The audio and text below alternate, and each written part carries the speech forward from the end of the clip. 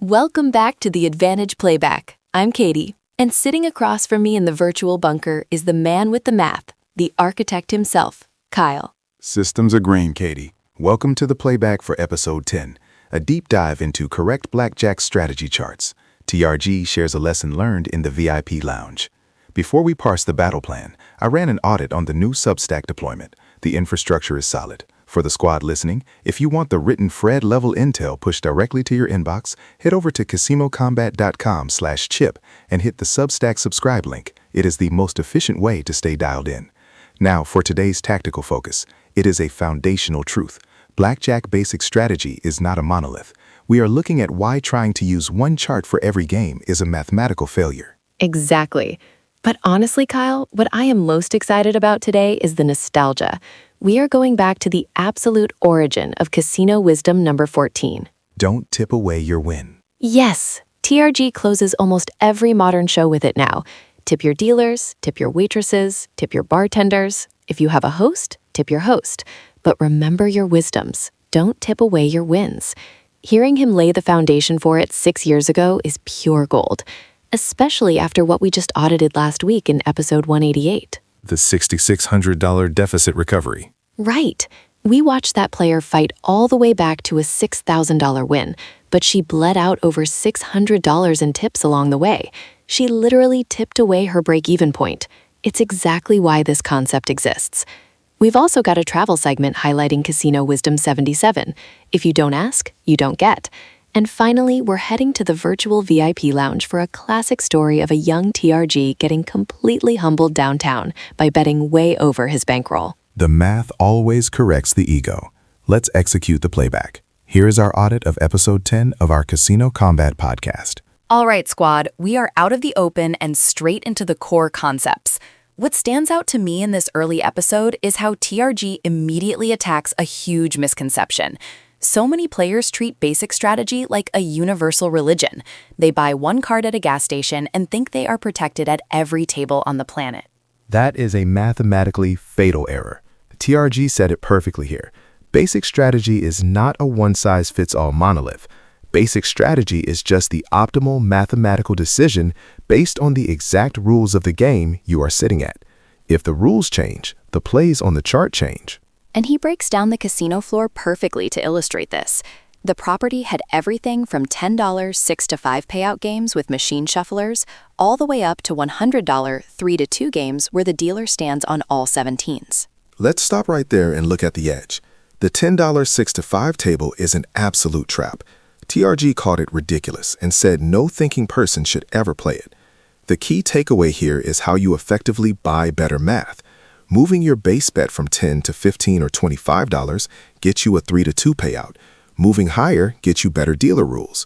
You are wagering more, but you are playing with a significantly lower house edge. Which brings us to my favorite piece of FRED level intel from this segment. When this casino first opened, they were selling basic strategy charts in the gift shop. People were buying them, sitting down, and making ridiculous plays.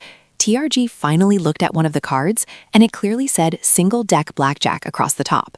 In a casino that did not even offer a single deck game. Exactly. He gave them the benefit of the doubt, assuming it was ignorance and not malice. But it is the ultimate proof that you cannot rely on the house to protect your bankroll. You own the transaction. If you use a 2-deck strategy chart on an 8-deck game, you will produce a meaningful number of mistakes and make a complete mess of the math. This is why he recommended using wizardofodds.com to plug in your exact table rules and print the exact chart you need. And for the traveling squad, he even mentioned carrying a literal library of strategy charts because the rules vary from state to state.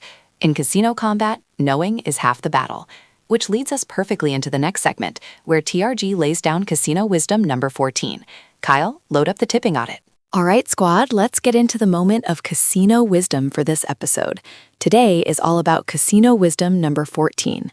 Don't tip away your win. It is a critical operational protocol. To understand the math of tipping, you first have to understand the mechanics of the floor. Dealers rely heavily on tips because they receive a very small hourly wage. The core mechanic here is that tips are usually pooled across the shift or the entire team. So as a player, when you tip your dealer, you are basically tipping all the dealers. Which perfectly sets up TRG's signature move. If he has a massive win, he'll grab a few $5 chips, tip his dealer on the exit, and then literally just drop $5 tips at random tables on his walk to the cage. It is mathematically sound. You are paying the team that facilitated the transaction. TRG breaks down 3 primary methods to execute a tip.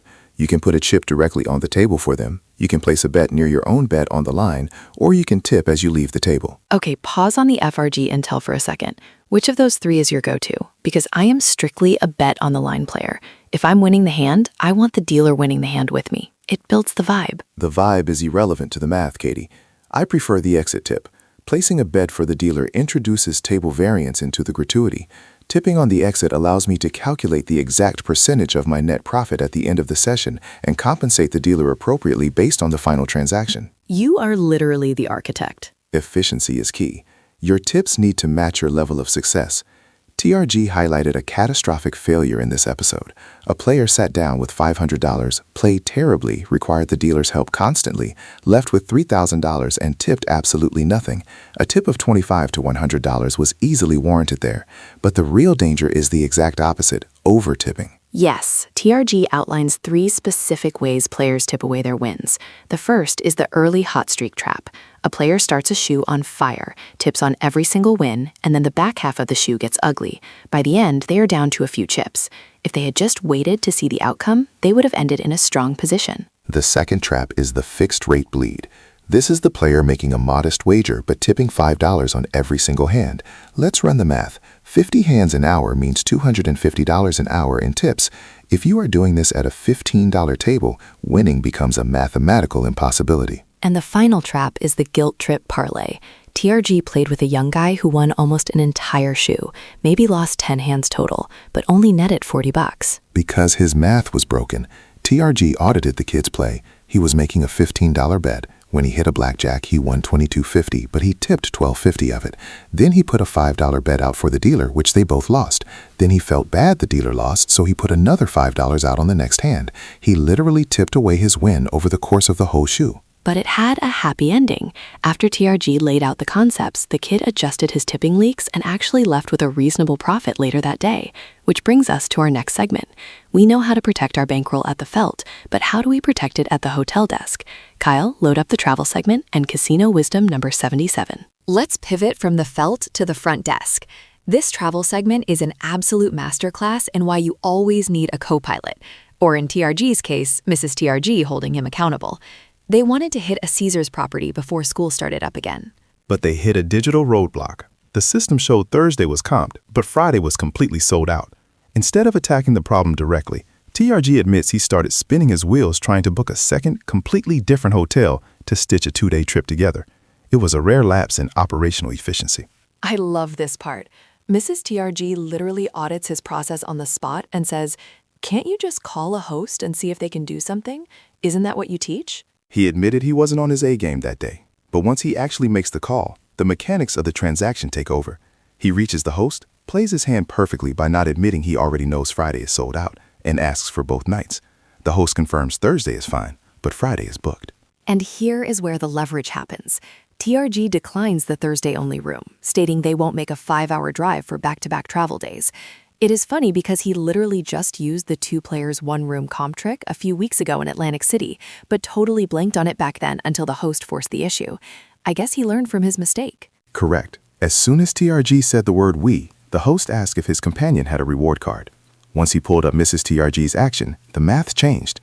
This triggered the classic casino "yes I can" if you compromise. They found a room for Friday, but they had to downgrade from a king bed to 2 queens. Which brings us to the core anchor of the segment. Casino wisdom number 77. If you don't ask, you don't get. The final offset is what makes this a successful play. TRG never explicitly asked for the full comp, but the host comped both days and all the resort fees. That action effectively subsidized the trip, which is critical because TRG noted the cards were rough and choppy on the floor. The comp protected the bankroll. You own the transaction, even at the booking screen. All right, squad, the engine is running smooth, but it is time to shift gears. We're heading into the virtual VIP lounge for a story about a young TRG getting completely humbled downtown. Kyle, load up the final block. Let's step away from the hotel stay and head into the virtual VIP lounge.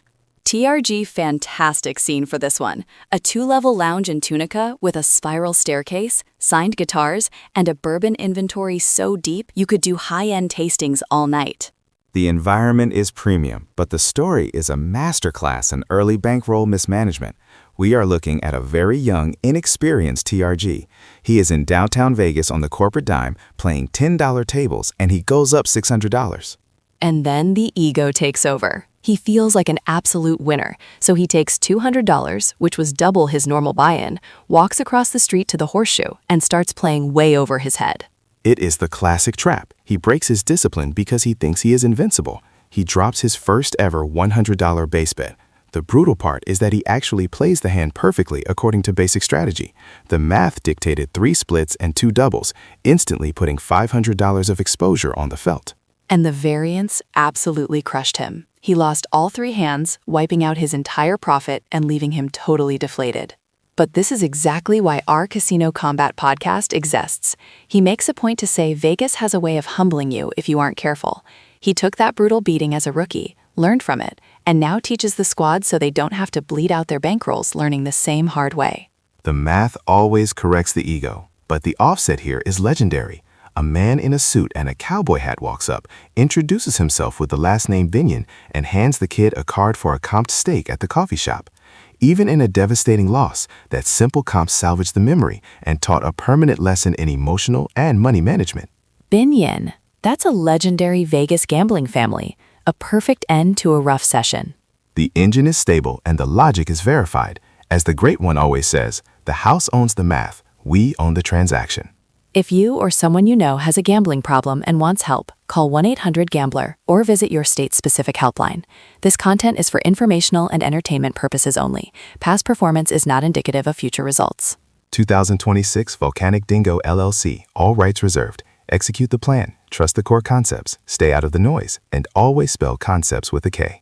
I hope you understand. He was born a rambling man. Goodbye, everyone.